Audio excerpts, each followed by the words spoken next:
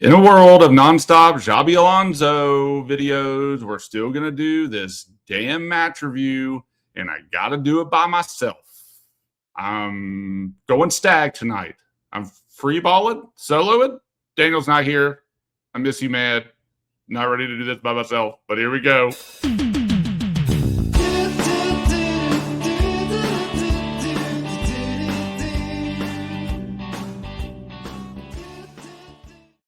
Hello, everyone. Welcome to the Red, White, and the Blues, a podcast about Chelsea football. Pretty much all vibes based, and that's essentially what this is going to be. Disappointed. I wore a very wrinkled shirt to enhance the disappointment for all of you that are watching me at the moment. Also disappointing. Daniel couldn't be here. Not his fault. Dude had oblos. He had some work stuff come up. Love you, man. I really miss you. Me and him chatted up a storm during the game. I'll try to relay some of that tonight. But, yeah, it's the Monday after the Saturday of the FA Cup final. The closest Chelsea will have been to getting anything out of the season this season. What an awful season.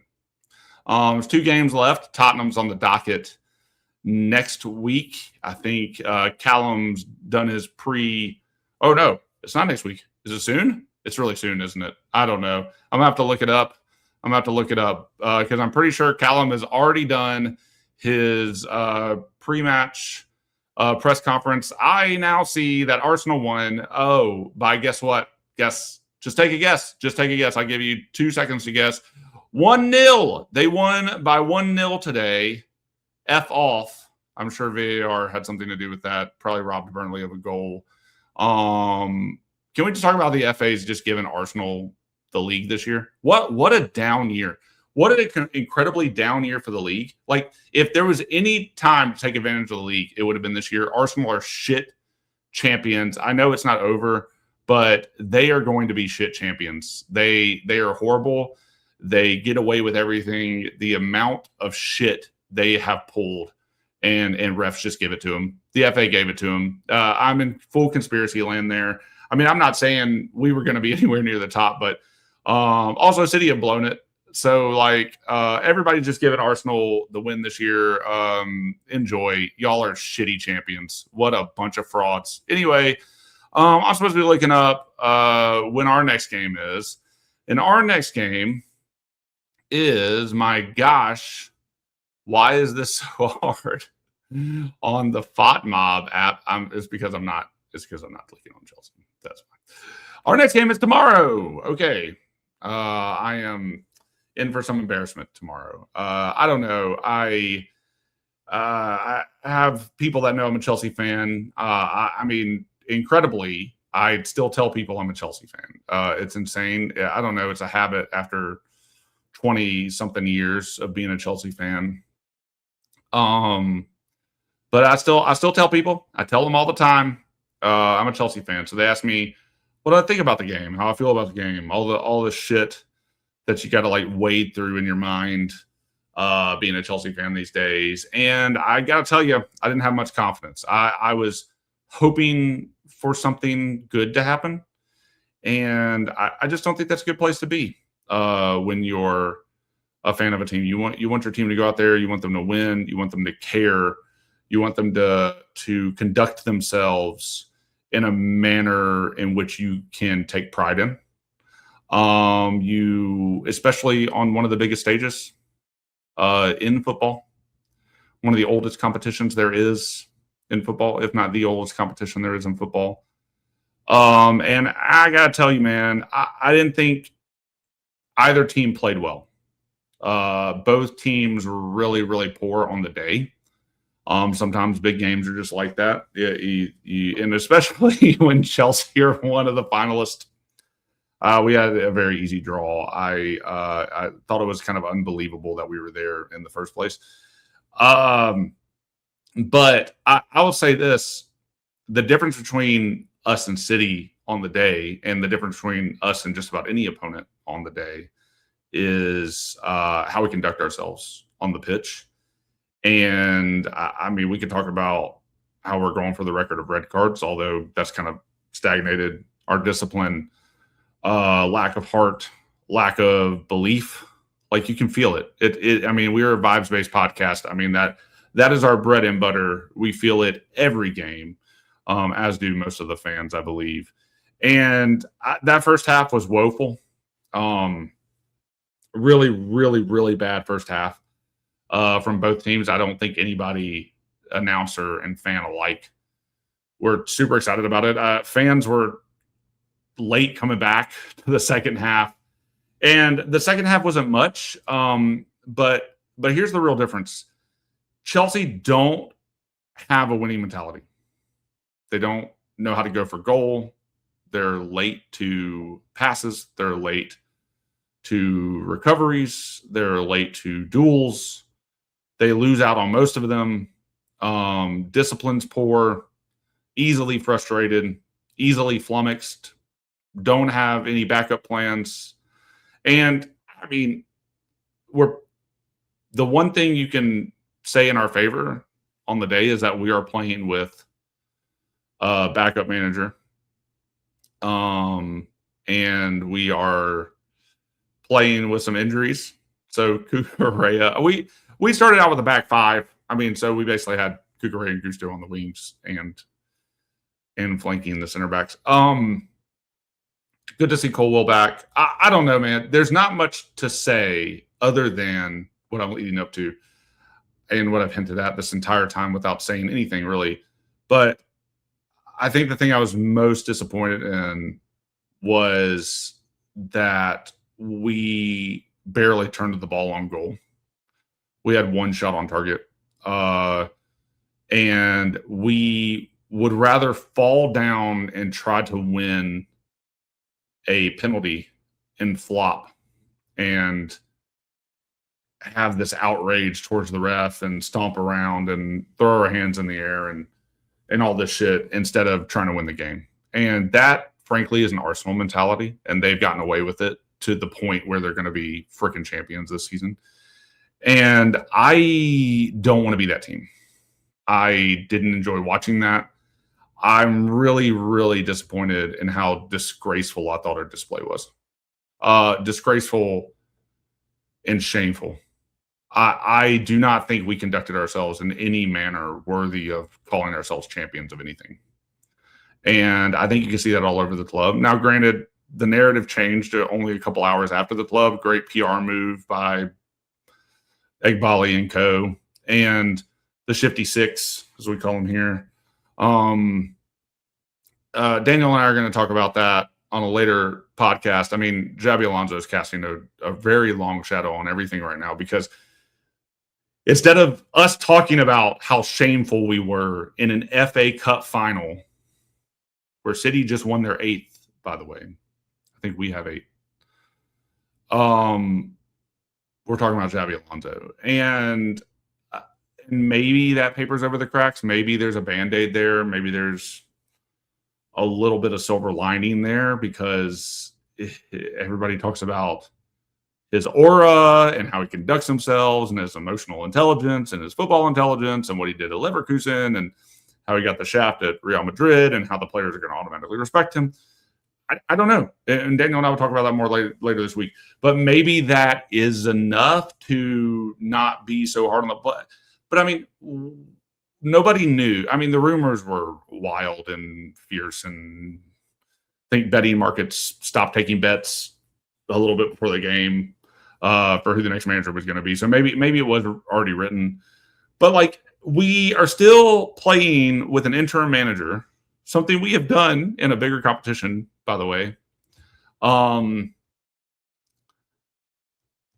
we still can't conduct ourselves in any way worthy of getting anything out of the game. And I think that's the most disappointing. I'll say it again. City were not great on the day. And we were even worse. And that is just the narrative of the season. I think until the Liverpool draw a couple of games back, we had been outran by every single opponent.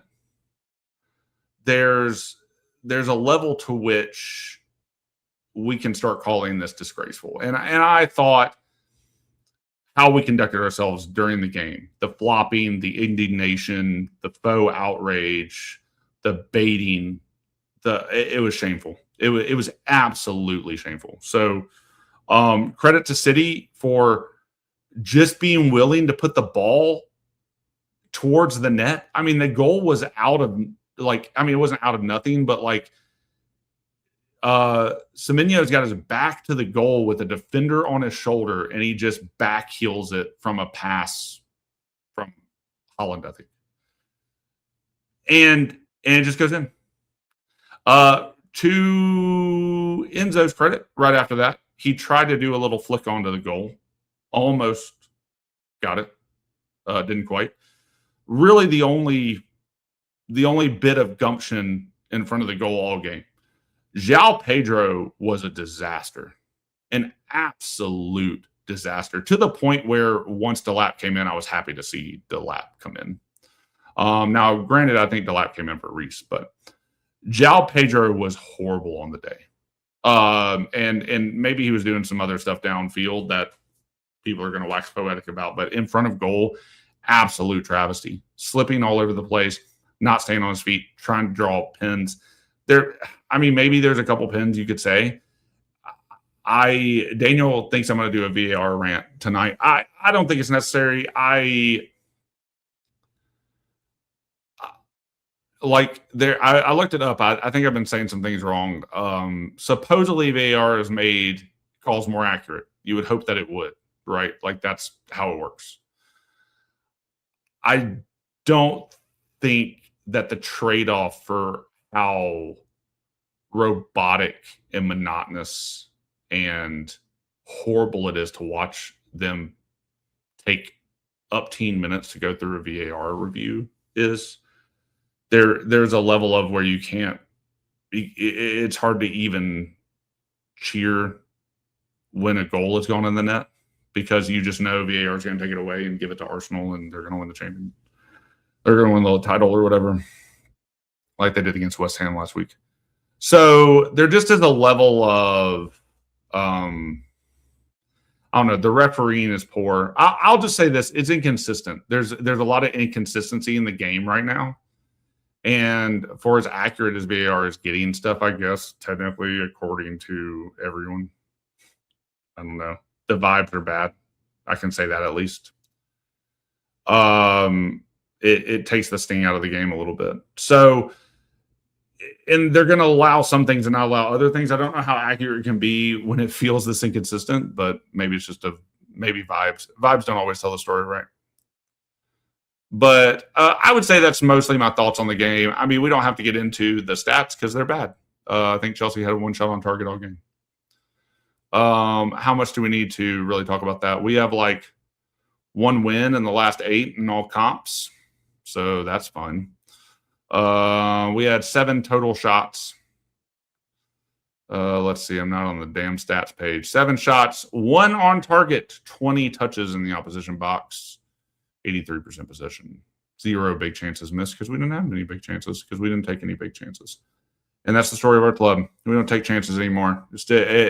We'd rather flop around on the damn pitch than just hold our heads up high and conduct ourselves with pride. And I think that's the biggest flaw in the team so far. It's why I don't think we're going to – I mean, there's nothing to get out of the season. I personally don't think that we will get anything out of I don't think we'll get Europe. I just don't think it's possible. I mean, it's written in the stars that we're going to lose to Tottenham tomorrow. That's going to suck. That's really going to suck. It sucks to be a Chelsea fan in this very moment. There's always next year, it seems. And you know what? There's some exciting things to talk about with that. I will reserve a lot of that for next time.